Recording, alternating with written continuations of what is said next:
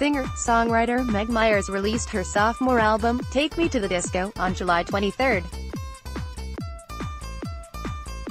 The album provides a deeply personal account of her life experiences, including as a woman in the music industry. On Numb, the indie rocker has really come into her own on the new album, which was put out by independent record label 300 Entertainment. It is raw and dark, her voice haunting on each track, leaving you feeling that this sound is authentically her. We caught up with Myers to learn more about the new album, the stunning video for Numb, how her music helps her relate to her fans, and more. Take Me to the Disco seems to represent a lot of growth and change for you. Now that the album is finally out, I'm wondering how you feel about it.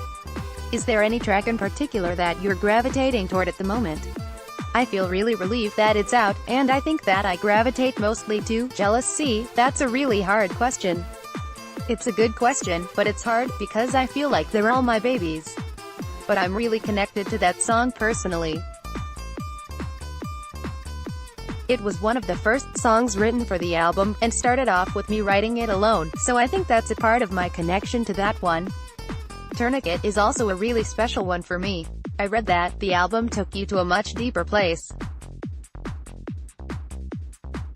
Music can be its own kind of form of therapy, but then there's another side of that. Once the music is out there in the world, it's like you have to keep coming back to those deeper, sometimes darker, places.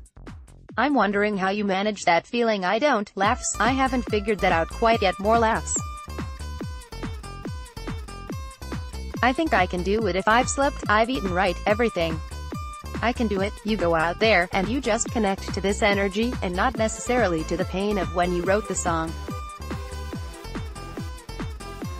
I think when you start getting a little run down, that's when you start connecting to your pain of when you wrote the song, and I think that's when it feels like a little bit of a downward spiral. So I think it's just really about balance. Those are good shows, too, though, the ones where you're just in total agony, because it's good for other people, but I think I'm still working on that. You've said in the past that you really want your music to make people unafraid to feel, which comes through in your work. What kind of feedback have you gotten from fans or listeners? Mainly that it's relatable, and that it feels like I'm a voice for people who have felt depressed, or all of these feelings and felt like they couldn't express themselves. That feels really good. It's heavy. I have a lot of heavy fans, but I'm also a heavy person, so to be able to be that voice is a really great feeling for me. Earlier you mentioned balance and getting rest. What are some of your go-to activities to stay grounded and also to have fun? My go-to activity is running. I like running outside, as well as hiking. Nature is huge for me. Anything in nature really helps me. Exercise, anything physical, helps me get out of my head. I wish that I meditated more, because I have in the past, and it really helped me. It helped me majorly on a couple tours. I need to get back into it. I have a tour coming up. I like running, hiking, and just chilling. Laughs. Games are fun, too. I love board games. Chess is a good one. Anything to get out of my head. Let's talk a little bit about Numb, particularly the music video. It's incredibly striking. What was the thought process behind the visuals? Originally, I wrote it about my label at the time. I was on Atlantic, and I was feeling quite a bit of pressure from them to write a single, which is not unusual. It's a thing, you know, you need to write a radio single, so that was what I was going for, but it just got to be too much, and I ended up writing that about them and the pressures that I was feeling at that time. When I turned it into a music video, Clara Aronovich is the director for that, and she came up with that concept, and it really resonated for me, because it took on a broader meaning, which I think is relatable for everyone. Just the pressures of life, and feeling like you kind of have to just suck things up and just get through it. Just kind of how get up, that is, you know. In the music video it was also expressed from being a woman, and I've been through a lot, you know, being in the industry, but just being on planet Earth, too.